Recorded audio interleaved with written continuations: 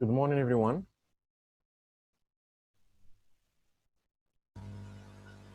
Good morning, sir. Thank you for being here. This is our third session. And in this session, I'd like us to discuss the issue of second language acquisition, which is the third chapter in your reading material.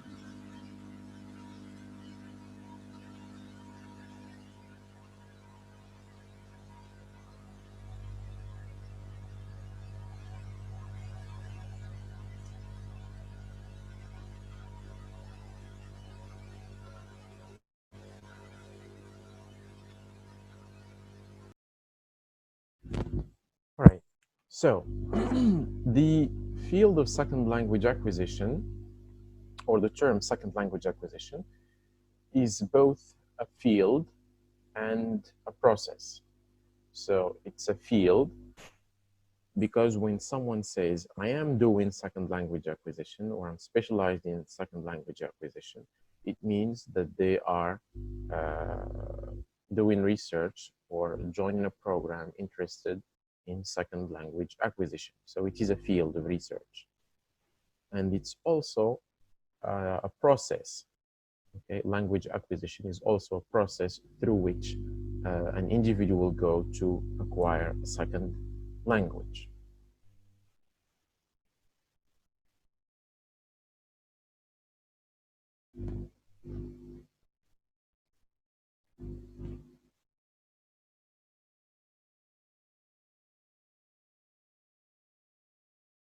All right. So before we start talking about second language acquisition, it's important to know why we are discussing this topic in this course of applied linguistics. First of all, because applied linguistics, or because language acquisition, language learning was one of the main, if you like, early objectives of applied linguistics when it first appeared. And second, we're discussing this issue because we assume that many of you are interested in becoming language teachers in the future or after graduation. So that's the importance of this issue. And researchers are interested in second language acquisition because they believe it will inform language teaching. The assumption is that if we understand how people acquire second language, we can improve language instruction, the way we teach languages, be it first language, second language, or foreign language. So before we discuss second language theories, it's important to have a brief overview of first language acquisition theories. So theories of language acquisition are those explanations or those attempts to explain how this process takes place. So a theory of language acquisition is interested in finding out what exactly do children learn when they learn a language. So what is it that they acquire or learn? And at this point, I'm using acquire and learn synonymously to mean the same thing. Okay. At this point, learning and acquisition is the same thing to me. Later, we'll make a distinction. Yes, all right. Theories of language acquisition also are interested in answering the question, why do we learn a language? For what purpose do we learn a language? Is it for survival, like first language acquisition? Is it for job, to perform a job, like second language? Or is it for pleasure, for or the cultural enrichment, like the case of foreign language? And most importantly, how does this happen? How does this process of language acquisition happen? How do we learn this language? So this is the focus of any theory of language acquisition.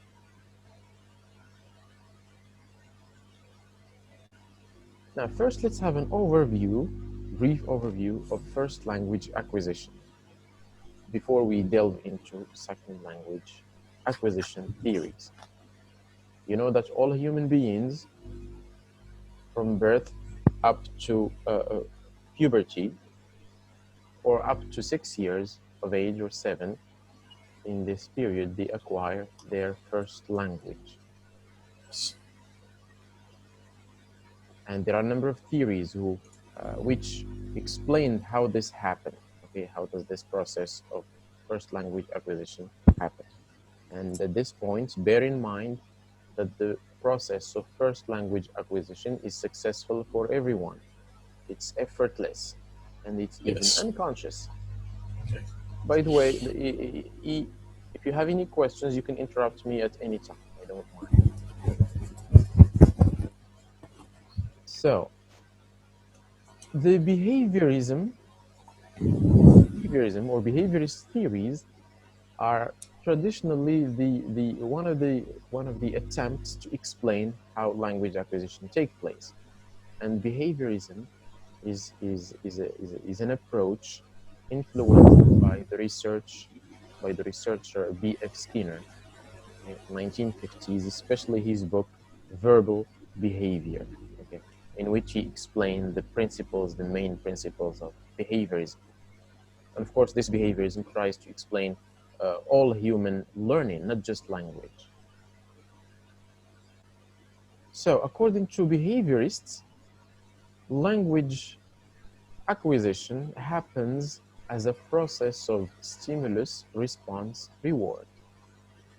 In other words, children come to acquire or learn the first language through a stimulus of response, or through a process of stimulus, response, reward. For example, if you have a child at home, a brother or a sister, and then before the age of 5 or 6, what happens is when you show a child an apple and ask him, "What is this?" And then the child says, "Apple." Then you say, "Good boy," or "Good answer." Now, the fact that you have shown this apple to this child and asked him, "What is this?" This is a stimulus. Okay, you're presenting a stimulus to this child.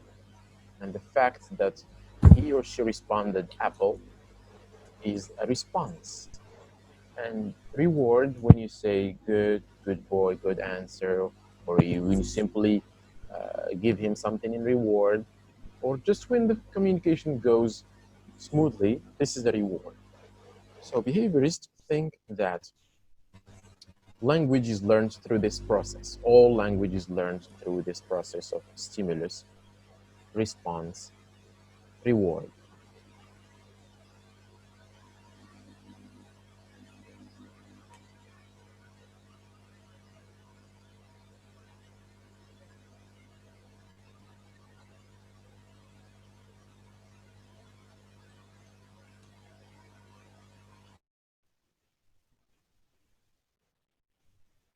All right. And the stimulus in this process comes from the environment. Okay. So it's the environment which provides the stimulus, and it's the child who provides the response. Right? Now, by the environment, we mean the surrounding of the child. It could be the parents, brothers, sisters, other other children in daycare if the child attends a daycare. It could be TV. It could be any source of language. That's called an environment, and the child provides a response, right?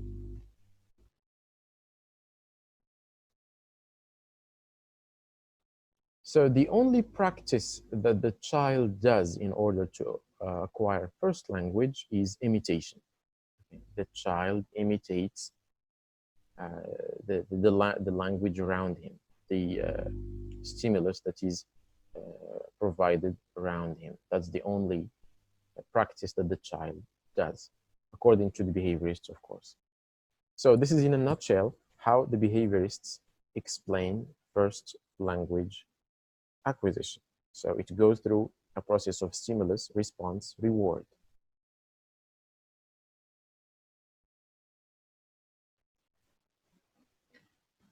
Now, behaviorism was very famous during the 50s, but later on, after especially in the 60s, it came under a lot of criticism because simply it failed to explain a number of ideas, and it didn't answer all the questions, right? For example, why is it that all children acquire language in the same way, regardless of the quality and quantity of the stimulus that they receive? Okay. Now, behaviorists claim that we acquire language as children, first language, thanks to the quantity and quality of the stimulus that we receive around us. But children do not receive the same quantity and quality of stimulus, right? A child living in an extended family with brothers, sisters, uncles, other children does not receive the same stimulus as a child who is an orphan, who lives in an orphanage, or who lives alone, or is an only child. So they don't receive the same amount Data. stimulus. Also, a child born to uh, deaf parents, mute parents, parents who can talk, end up learning language naturally, although he is not uh, exposed to a lot of stimulus at home. So behaviorism failed to explain this to us. Why is it that all children acquire language in the same way? And of course, why is it that children acquire correct language, although they are exposed to both correct and incorrect language? You know that children are exposed to both correct and incorrect language. They hear mistakes, but they end up learning only correct language, right? So how come that they learn correct language? And also, why is it that children acquire uh, grammar successfully, although they are not corrected systematically? Now, we do not correct all, as parents and as brothers and sisters, we do not correct all the grammatical mistakes that children make when they acquire first language, do we? Of course not. They make hundreds, if not thousands, of mistakes every day. And no one corrects these mistakes systematically. And still, they manage at the end, at the age of 6 or 5, to acquire correct language. So how come that they learn correct grammar, although they are not corrected systematically and they hear mistakes? So these are questions that behaviorism did not answer. For this reason, for these weaknesses of behaviorist theories, there was a need for another perspective to explain uh, first language acquisition. And this perspective, this new perspective, is the innatist theory, or the innatist theories or perspective. So this set of theories, the innatist theories, is influenced by Chomsky's theory of universal grammar. Right? Now, Chomsky believes that uh, we do not acquire language as children, first language, only by imitating people around us, but we are predisposed, we are equipped, we are born with a psychological and mental readiness disposition to acquire language called LAD, language acquisition device. Device. All right, so we are all born as children with this capacity. It's not an organ. Okay? It's not an organ like the kidney and the heart. Okay, it's just a predisposition. It's a readiness. It's a, And It's an Yes, endowment. good, Endowment. good. That's the good word. Yeah, it's an endowment. Okay, it's something that we are endowed with. Okay. So, and this LED is activated because all languages of the world, although they may look or and then they may sound different, but deep in the deep surface, they are all the same. And this is what Chomsky calls universal grammar. These are, it simply means that all languages, although they may look and sound different, but they share universal characteristics. And this makes it possible for any human being to acquire any language's first language. Take a child, take a Moroccan child. The moment the child is born, you take him or her to Germany, and if the Moroccan child spent the first 5 or 6 years in Germany, he will end up acquiring German as first language, right? And he will speak German or she will speak German as a native speaker. A Chinese child, if brought up in Morocco during the first, if you like, 5 or 6 years of his life and exposed to Moroccan Arabic, he will end up being a native speaker of Moroccan Arabic. So children are endowed with this capacity to learn any language's first language. And it's done without any effort, and it's successful. I hope this is clear so far. Now, this capacity and this endowment called LAD, which allow us as children to acquire first language, does not stay with us all our lives. It's only active during the critical period. And this is what innatists call the critical period hypothesis. It simply means that there exists a period in which language acquisition is easy, successful, and effortless. And this happens during the critical period, which starts from birth to puberty. Okay, puberty.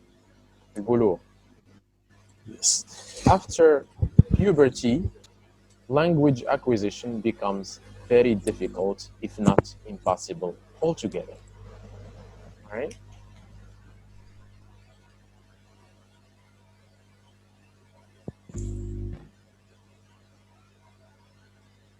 So I'd like to summarize the innatist theory. So the innatist perspective or the innatist theories believe that language acquisition does not happen because of imitation and because of the stimulus response reward, but it happens because mainly because we are born with a predisposition to acquire first language, and this predisposition is active only during the critical period. So, Professor, Yes. the behaviorist school gives more importance to the society or our entourage when, or a child's entourage when they grew up. Meanwhile, the innate school gives much importance to the mind. They are focusing on mind, not in the external factors that shapes or that shape one's way of speaking or learning language. I agree with you. Yes, yes, that's true. So behaviorists put a lot of focus on the environment because it's the one which provides the stimulus, whereas the innatists believe that everything happens in the mind of the child or the individual who acquires the language. That's Thank you, true. sir. Thank you. So the third perspective. Now, bear in mind that the innatists also believe that the environment plays a role in language acquisition. The only difference is that it's not the major, or Yeah. if you like, the most important aspect of language acquisition. But the Yes. behaviorists believe that it's the most detrimental, decisive factor, right? Yes. And then we'll discover later that these theories of language acquisition are not totally contradictory, but they are somehow complementary. What's different between them is where they put focus. The third perspective in first language acquisition is the interactionists or the developmentalists or developmental theory.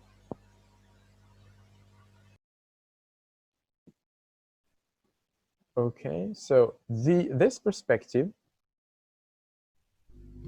also shares the idea or the assumption that language is innate, just like the innatists.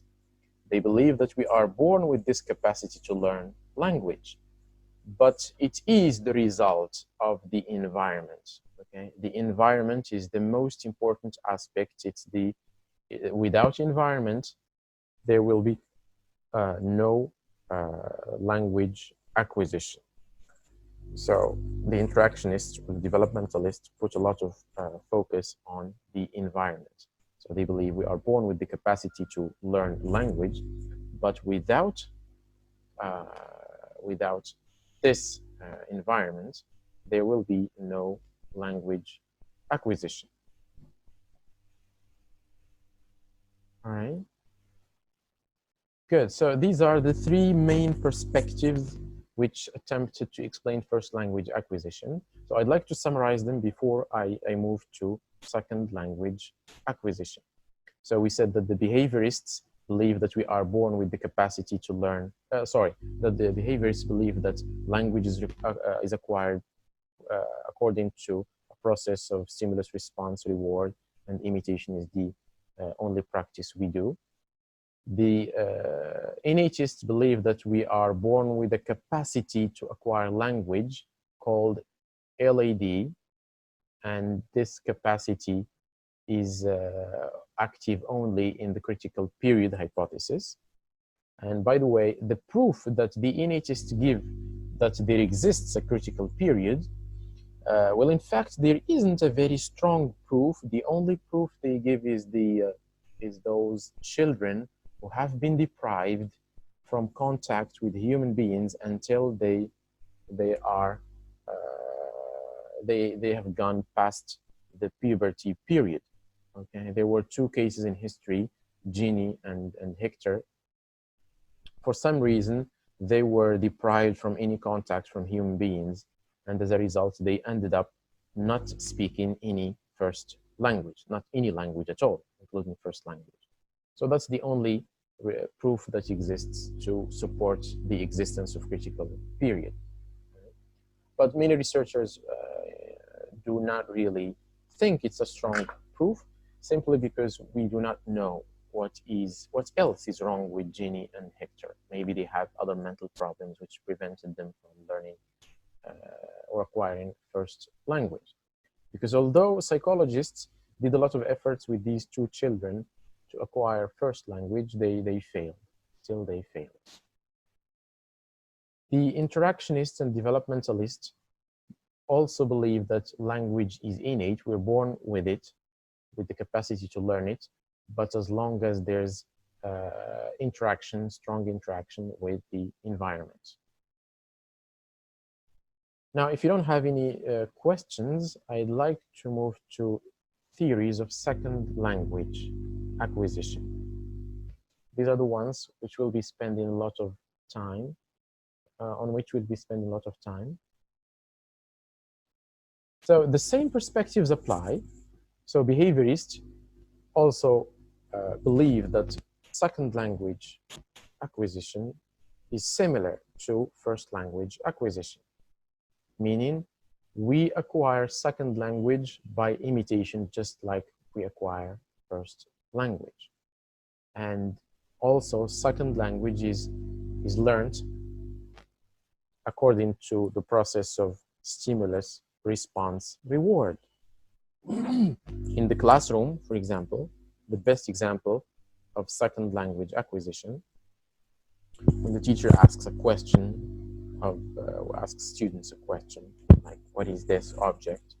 And then the student replies with a correct answer, and then the teacher says things like, good answer, you're a smart student, etc.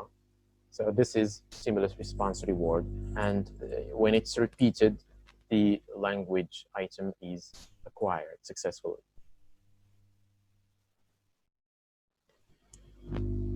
The difference in second language acquisition, according to the behaviorists, is that when we attempt to acquire second language, we already have a system in mind, a language in mind, which is first language.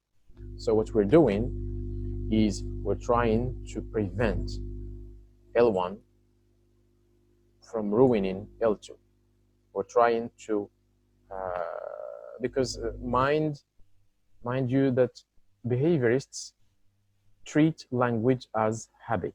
Language acquisition is habit formation.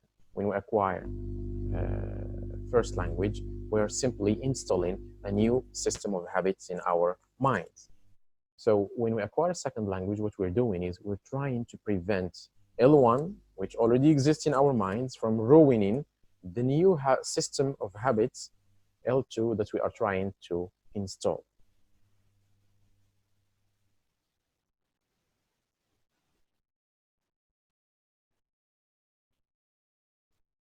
Now, this is what led to a hypothesis called contrastive analysis hypothesis.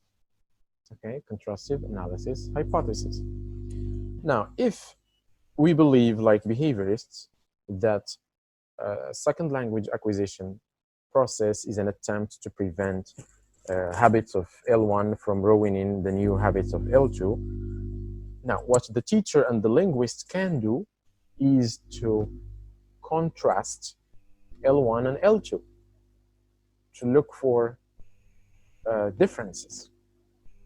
Because similarities will be areas of language which will be learned easily, but differences will be areas where the individual will make errors, right? So this is, if you like, a summary of the contrastive analysis hypothesis, which was introduced by Robert Leduc, 1957, in his book, Language Across Cultures. So contrastive analysis hypothesis assumes that errors that second language learners make are predictable and they should be eradicated. Why? Because they ruin, they slow down, they discourage the process of second language acquisition. Right? So this is important. So errors are due to the differences between L1 and L2. This hypothesis or theory, you may call it whatever you like. So it's a hypothesis simply because it's difficult to prove empirically. That's the difference between a hypothesis and a theory. A theory is a set of assumptions that have been proven empirically with an experiment, but a hypothesis is a set of assumptions that are not or cannot be proven empirically with an experiment. So contrastive analysis hypothesis is the result of behaviorism in psychology and structuralism in linguistics. Now, at this point, bear in mind that any theory which attempts to explain language acquisition should have a basis in psychology and should have a basis in linguistics as well.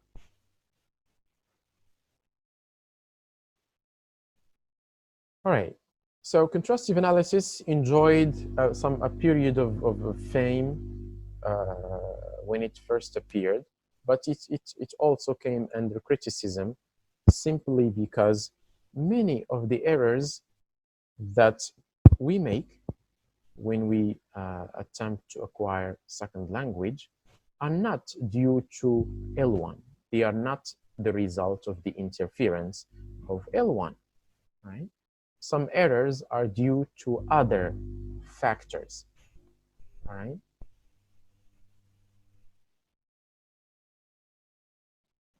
Also, many of the errors that contrastive analysts predicted simply never occur. Okay? For example, if I'm a contrastive analyst, I would say that because Moroccan learners I would say that because Moroccan Arabic and does not have uh, present perfect, I would predict that Moroccan learners of English as a foreign language will have difficulties in learning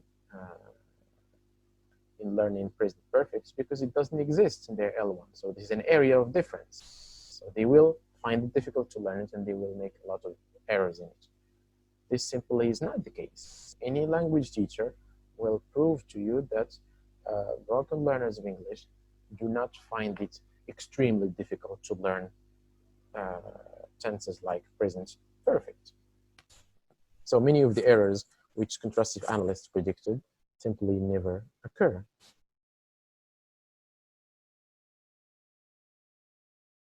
Right? Let me summarize this hypothesis before I move to another behaviorist hypothesis. So contrastive analysis hypothesis is one of those behaviorist theories or hypotheses which attempt to explain second language acquisition. They believe that the similarities between L1 and L2 are areas that are easy to learn in second language, whereas differences are potential areas of errors. But again, the criticism is that not all the errors predicted occur, and not all the errors are due to L1 interference. There are other sources of errors like teacher-induced errors, right? Teacher-induced errors. Suppose as a teacher, I always mispronounce a word in the classroom. Now, my students will end up learning that error as a correct language. But this is not due to L1 interference. It's an error which is due to the teacher himself. All right.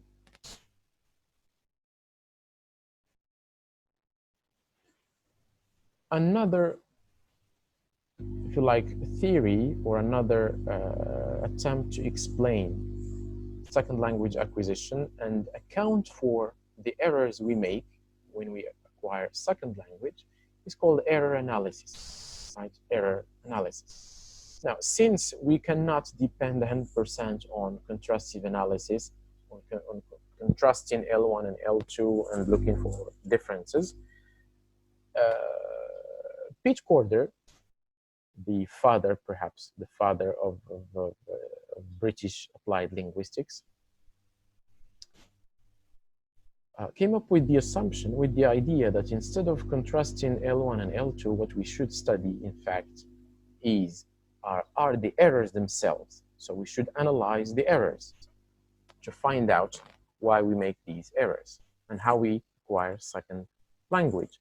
So this is the idea of error analysis. So it came as a reaction to the weaknesses of contrastive analysis. And it was introduced by the British applied linguist Pete Corder, 1967. And it was, in fact, it subscribes to mentalism in psychology and transformational generative grammar in linguistics. So it has different bases in psychology and linguistics. So its main assumption is that we need to focus on the errors themselves. We need to study the errors that learners make to understand the process of language acquisition. So we need to collect, and this process, of course, goes through stages, namely 3 stages: collecting errors, classifying errors, and trying to count or explain these errors. But and for this reason, for this purpose, we need to make a distinction between errors and mistakes.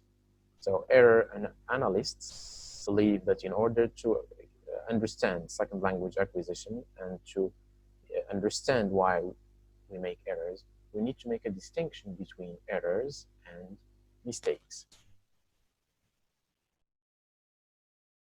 Are we good so far?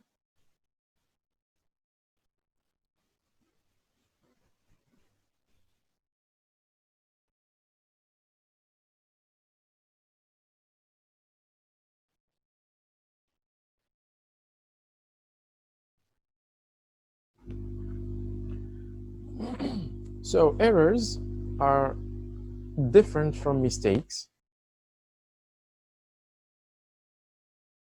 and this table shows the differences.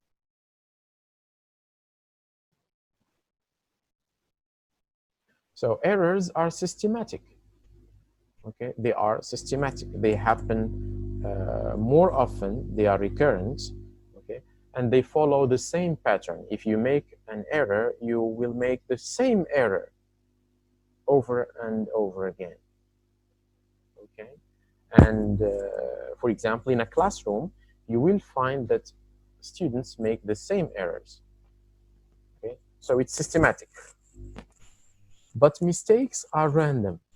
They don't follow one pattern. Okay, they are not the same. Errors are the same. Mistakes are not the same. They are of different kinds, but errors are of the same kind and they follow the same pattern. Errors are repetitive. Okay, you don't make an error once and that's it, but you make it and you repeat it again as a second language learner. But mistakes are not repetitive. You make it once and it's not likely that you will repeat it, that you will make it again. Why?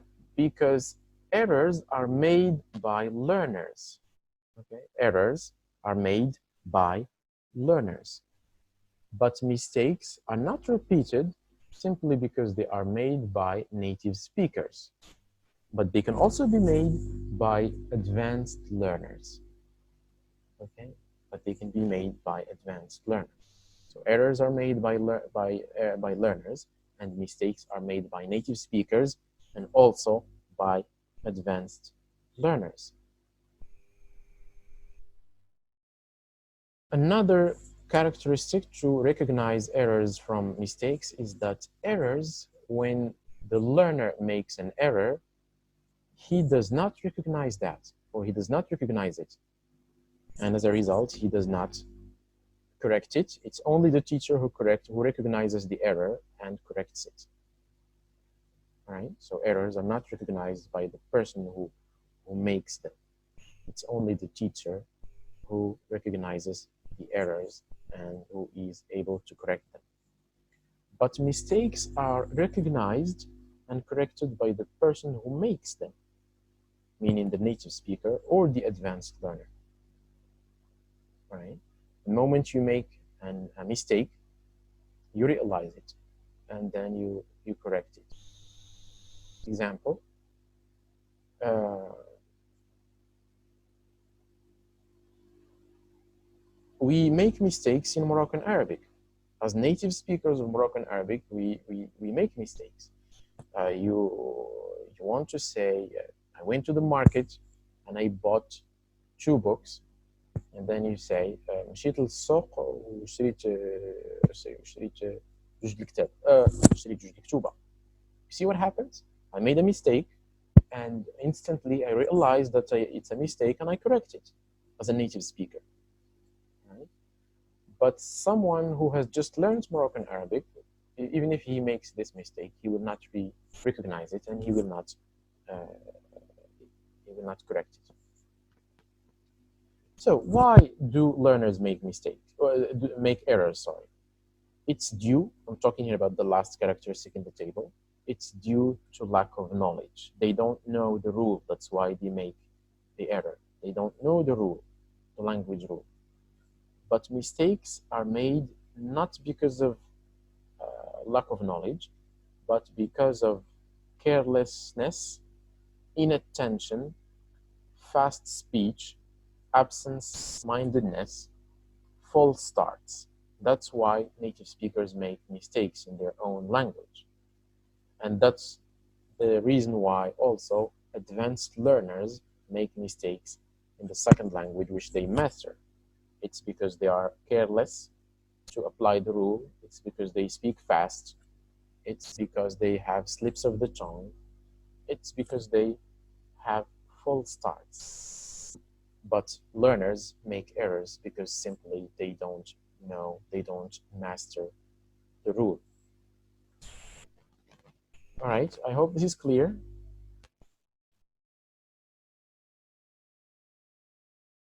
I'd like to move to some criticism to error analysis. Now, although error analysis is a valuable contribution to the theories of second language acquisition, but it has a number of weaknesses as well.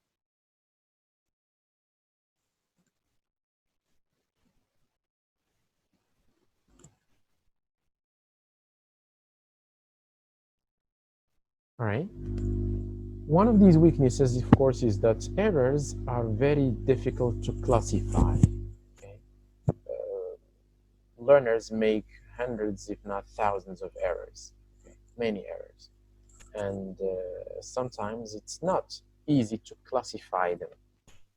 It's not easy to say this error is due to is a phonological error, this one is a spelling error, this one is a pronunciation error, etc. Sometimes it's difficult to recognize the classification of the errors.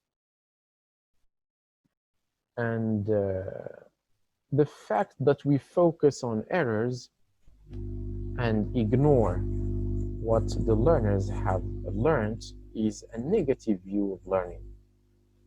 Bear in mind that learners do not produce only errors, they produce errors and correct language. So why focus only on errors? So this is demotivating for learners, and it's a negative view of learning. Also, the fact that learners produce speech which is free of errors, or writing that is free of errors, does not mean that they master the language. Because what we do when we don't master a structure is that we simply avoid it. We simply avoid it. If you don't master present perfect as a learner of English, you could use present simple and you produce correct speech. Right? So the fact that you didn't make a mistake does not mean that you master present perfect. It simply means it could be because you avoid using it. Okay? There was an example given by two researchers of Asian learners of English who have difficulties in some rules of English, but they simply avoid them. They always avoid them. So these are, if you like, some weaknesses of error analysis.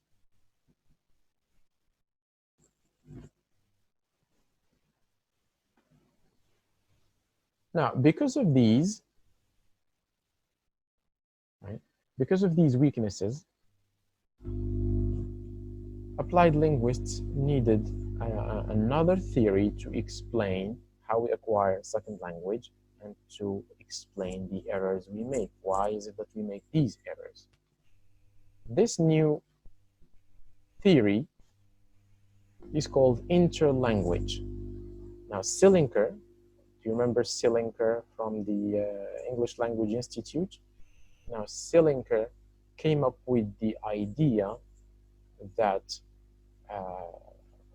the errors produced by the learner and the correct language also is all part of a new system, a new personal system called interlanguage. So interlanguage is this intermediate state of the learner's language, which has aspects of both L1 and L2. It includes correct language, it includes the errors made by the learner. So that's interlanguage. It's not permanent, it disappears, okay? It disappears when the individual reaches the level of mastery, when the person masters the language, his inter or her interlanguage disappears and it is replaced by L2, right, the target language. So this interlanguage is came to cater for the errors, if you like, for the weaknesses of error analysis. We're just being brief about these theories. We don't want to go into details, otherwise it'll take us hours and hours. The innatist perspective also attempted to explain second language acquisition. It's also called the nativist theory, the mentalist theory, or simply the linguistic perspective. As we said, for first language acquisition, it's based on Chomsky's idea of universal grammar and Linenberg's critical period hypothesis. So it's Linenberg who came up with this idea of critical period hypothesis. That's what CPH stands for here. The innatists believe that language learning is not related to cognitive development, as we'll see with the other perspectives. It is independent from cognitive development. This means that although an individual may have cognitive problems like some illnesses, they may still succeed to acquire second language. The innatists do not believe that language learning is a matter of habit formation or imitation, but they think that language learning is a hypothesis testing. Right? When we make a mistake, when a learner of English says, I teach him how to ride a bike, so instead of I taught him, what this person does is not imitating someone, okay?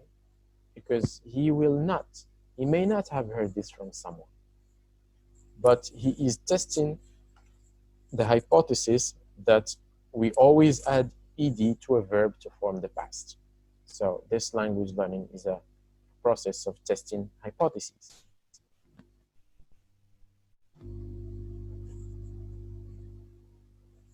And the innatists also believe that language learners develop correct language even if they are exposed both to correct and incorrect language, as we have seen with first language.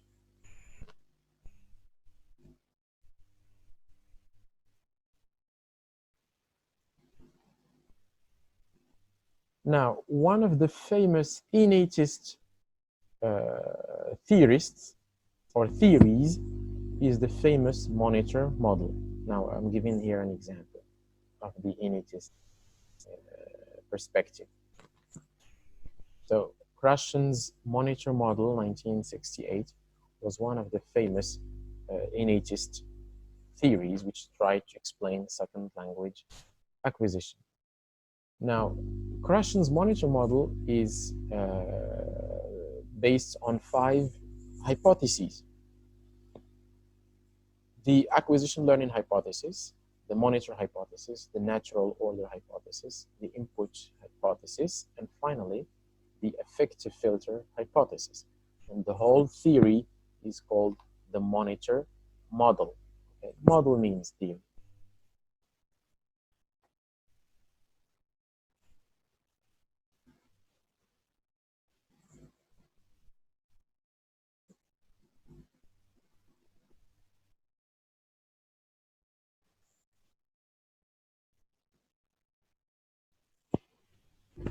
So it is important to know about this monitor model.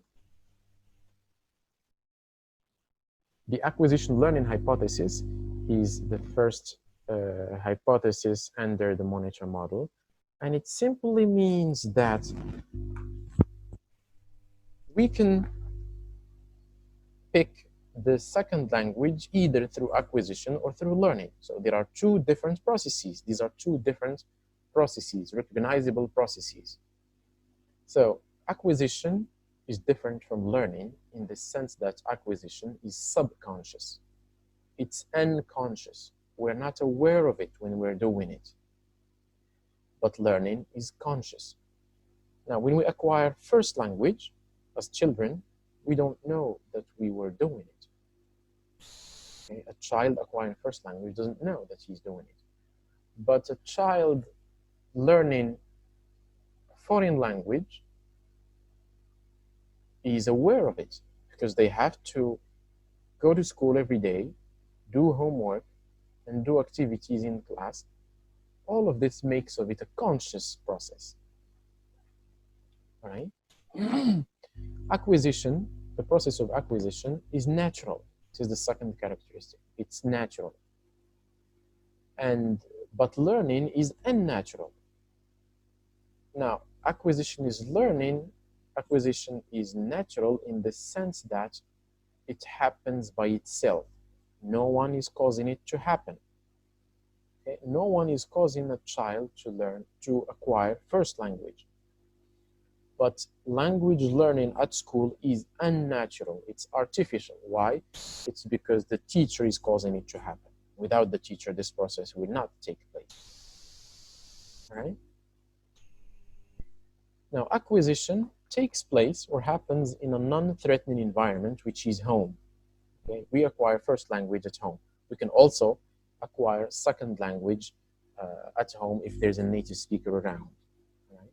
Or if we live in the context where this takes place, in a factory with other co-workers, at work in an office, if we are living in a foreign country, etc. But learning takes place in a threatening environment, usually, which is the classroom. Now, threatening, the classroom is threatening because when you make a mistake, the teacher will be unhappy. They may be unhappy because you made a mistake. Okay, or an error, sorry, because you made an error. But when you make an error or a mistake, when you acquire your first language, your parents are not unhappy about it, when in fact they may be happy about it.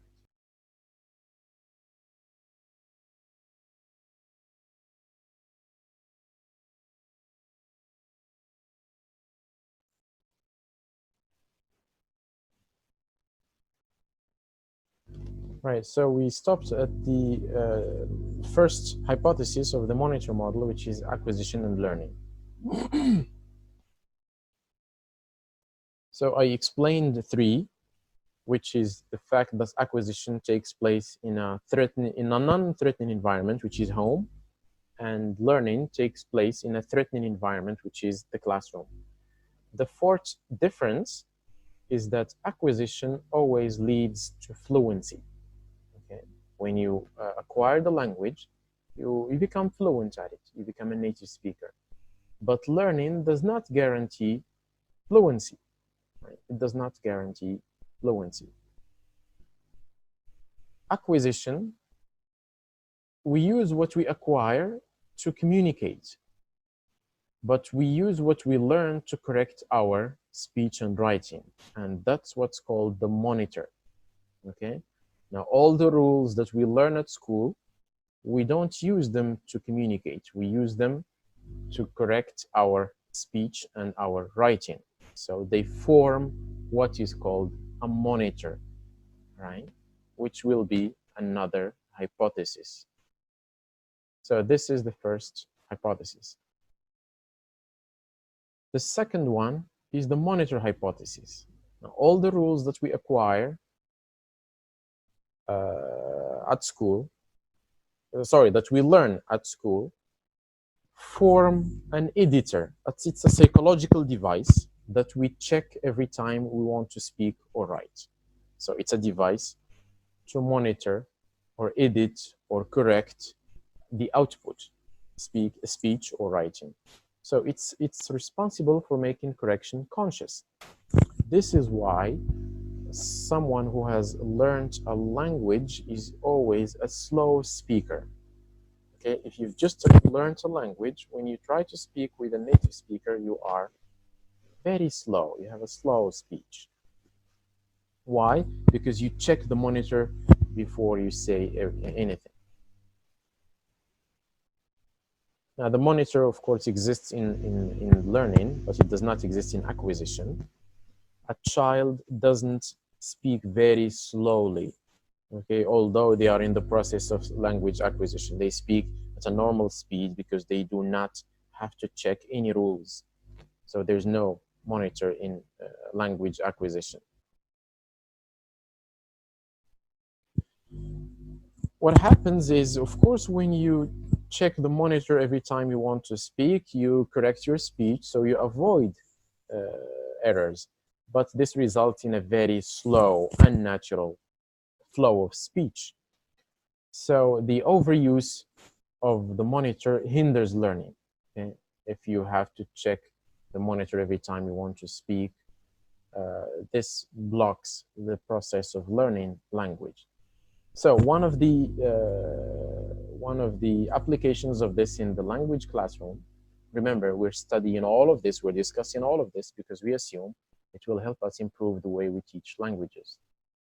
So I am interested in how we can apply these hypotheses in the classroom in teaching foreign languages.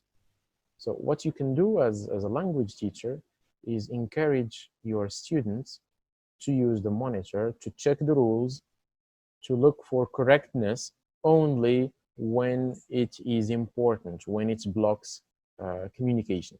So tell them, don't pay attention to mistakes. If it's a communication activity,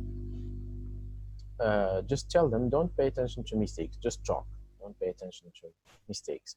But if it's a writing activity, it's accuracy driven, you should encourage them to pay more attention to accuracy and correctness. So for the monitor, there are overusers and there are underusers, those who never use it. And of course, this results in faulty speech. And overuse results in very slow, unnatural speech. So what we're looking for as teachers, we're looking for an ultimate use, okay? It should be used only when it's important, when it's needed.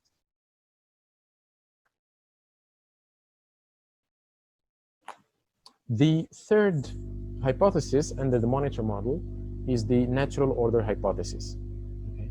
The natural order hypothesis. Now, this hypothesis assumes that we acquire language in a predictable or natural order. Okay? We go through the same order in acquiring language components.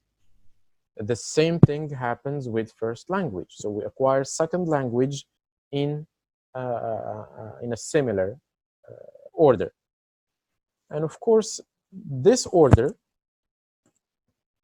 is not always related to difficulty.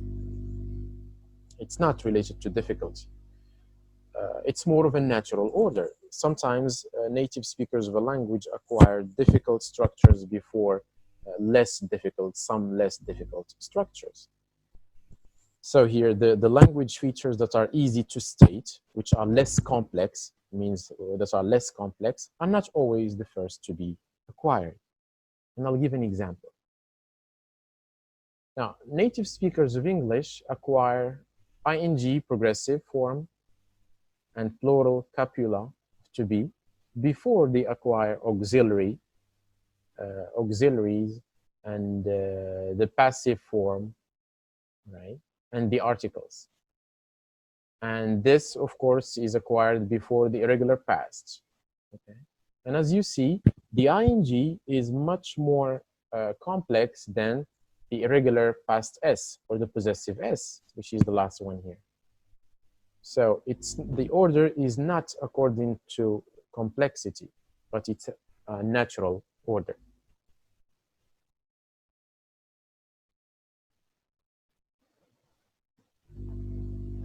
The fourth hypothesis, called the input hypothesis, simply assumes that language acquisition happens because of comprehensible input.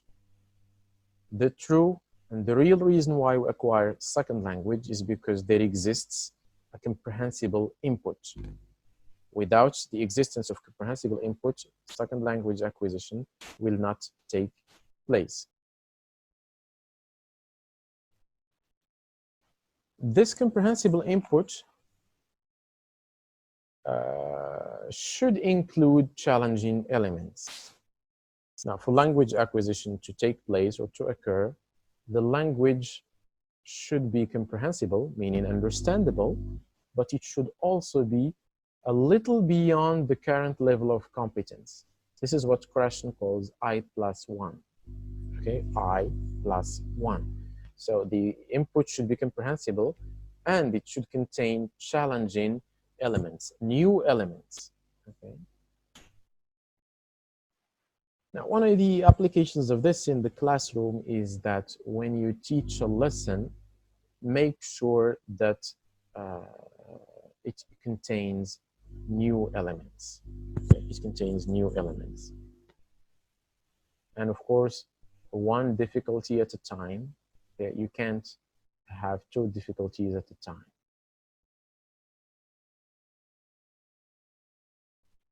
The affective filter hypothesis is the last hypothesis under the monitor model, and it simply assumes that there exists a psychological barrier that prevents learners from acquiring second language, even if the input is available, is comprehensible, and includes challenging elements. Okay? This filter is made up of feelings, motives, needs, attitudes, etc. Example, if you do not feel the need to learn second language, even if the input is available and it's comprehensible and it contains challenging elements, you still will not be able to acquire second language. The example that I always like to give in this context is there are a number of foreigners who lived in Morocco for many years, okay, for many years, but they end up not learning Moroccan Arabic. The input is available everywhere for them. It's comprehensible. It includes challenging elements, but they simply don't need to learn Moroccan Arabic because everyone speaks to them in their own language, their own L1, especially people who speak French or Spanish, especially the French speakers.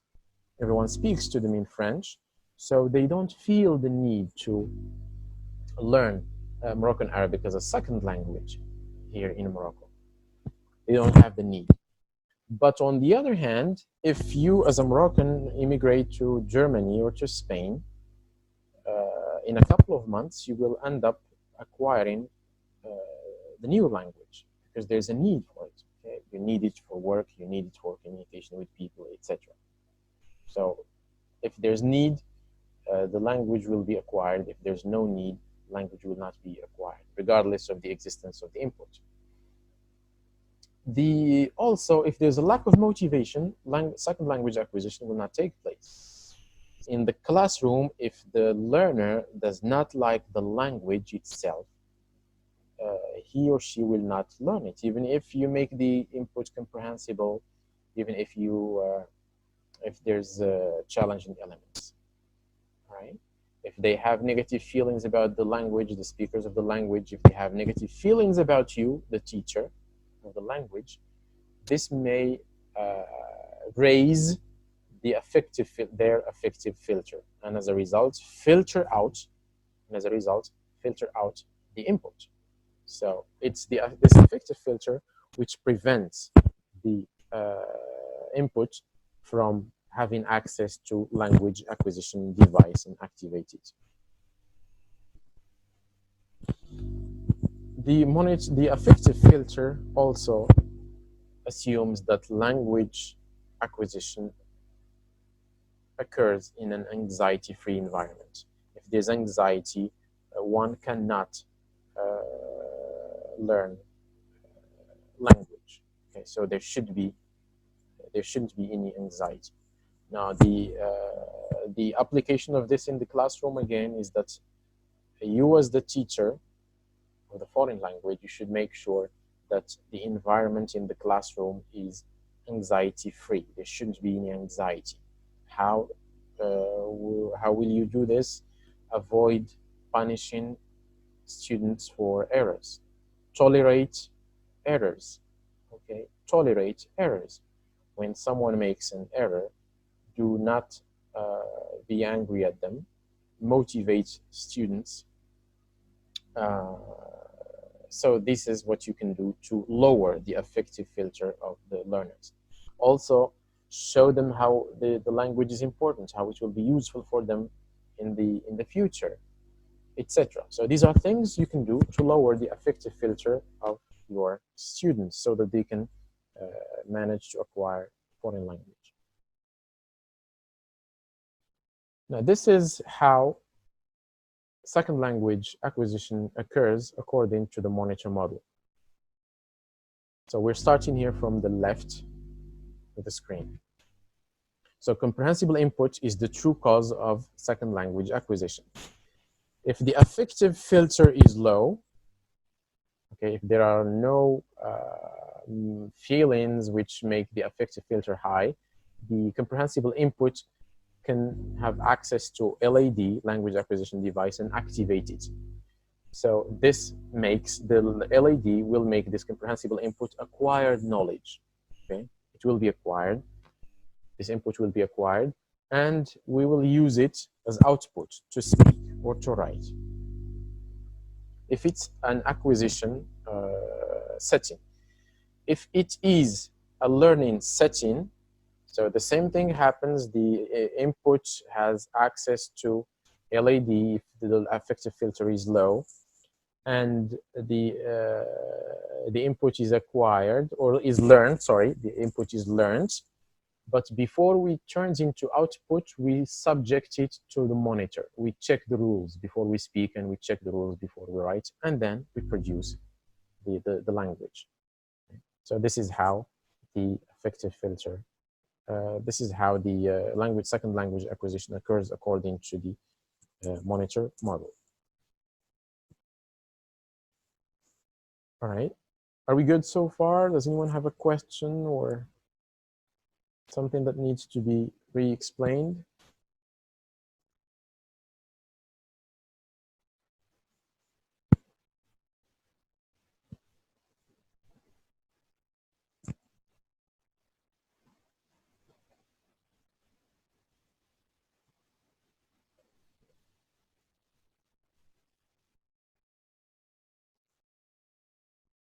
All right, let's continue here.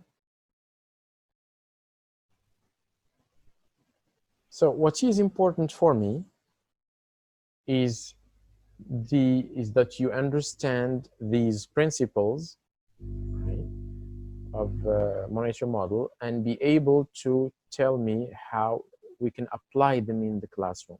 That's what's important. Okay, how can we apply the natural order hypothesis in the classroom? So although applied linguists don't say it openly, but the assumption is that we should follow the same order, natural order of acquisition when teaching languages as a foreign language or a second language. The affective filter, we should, as teachers, we should do our best to lower the affective filter of learners by motivating them, by tolerating errors, by creating an anxiety-free environment, by setting a class code, etc. We can also use the input hypothesis in the classroom by using technology and using visual aids and using realia or real objects to make the input comprehensible for the learners, right? So this is what's important for me. You should be able to tell me how you can use these principles in the language classroom. Cognitivism is another perspective which attempted to explain how second language acquisition takes place. Piaget, Jean Piaget, the Swiss psychologist, is one of the proponents of this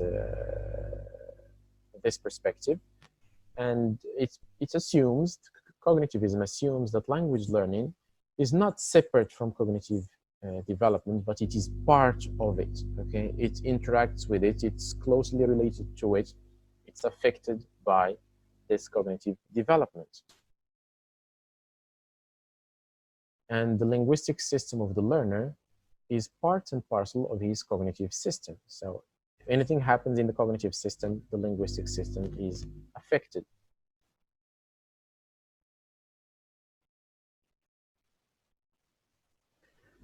The learner, according to the cognitivist, is an active agent in the process of language acquisition. He is not passive as the behaviorists believe, right? But he is active in the process of second language acquisition because he is the one or she is the one who is trying to construct meaning. So he is not imitating anyone. is not testing hypotheses, but he is or she is trying to construct meaning. So when he's making an error, it's an attempt, it's simply a proof that he or she is making an attempt to construct meaning. So this is, if you like, briefly, the cognitivist process or perspective.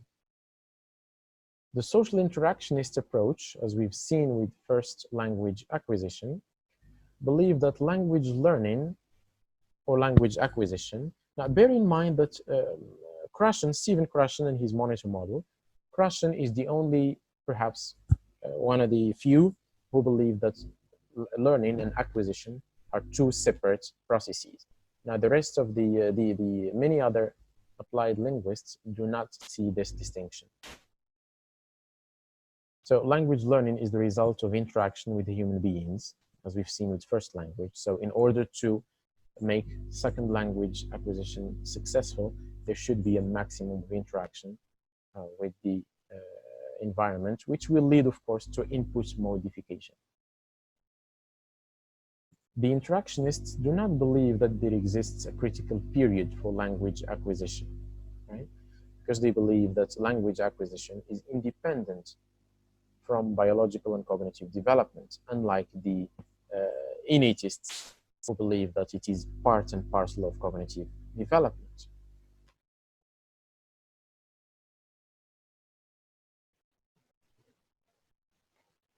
So we come here to the end of this chapter, which is second language acquisition.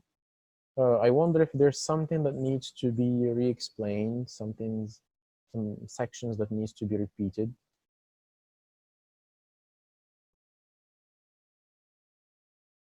Any questions?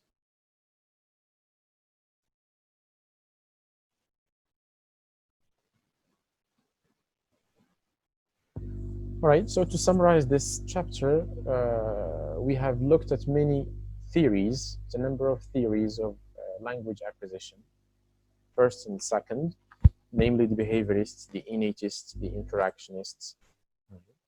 I know that we haven't covered all of them. There are other theories that we haven't covered, like, for example, like Vygotsky's zones of proximal development, like language processing theory, like the connectivism.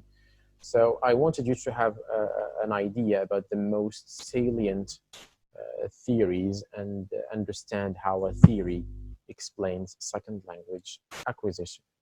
What's important is for you to be able to explain to me processes, these theories and processes, and how they can be applied in a language classroom. So having said that, if you don't have questions, let me tell you when we will have our next session.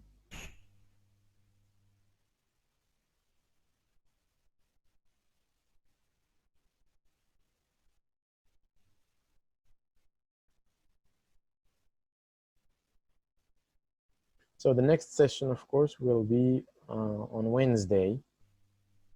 Same thing again, Wednesday, 8 from 8:30.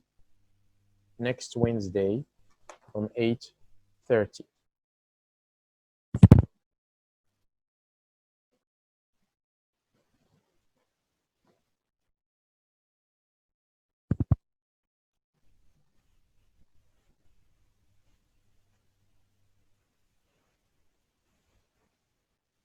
Are you okay with these morning sessions?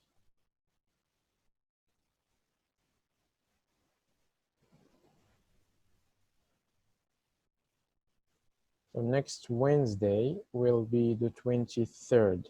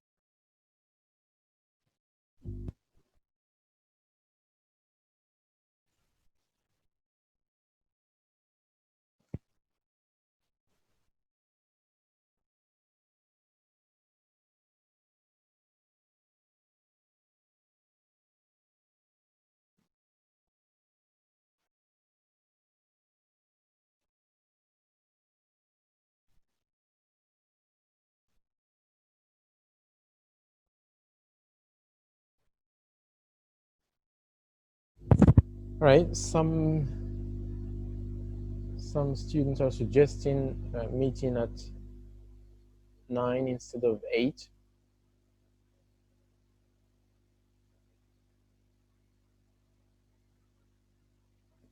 Let me stop the recording.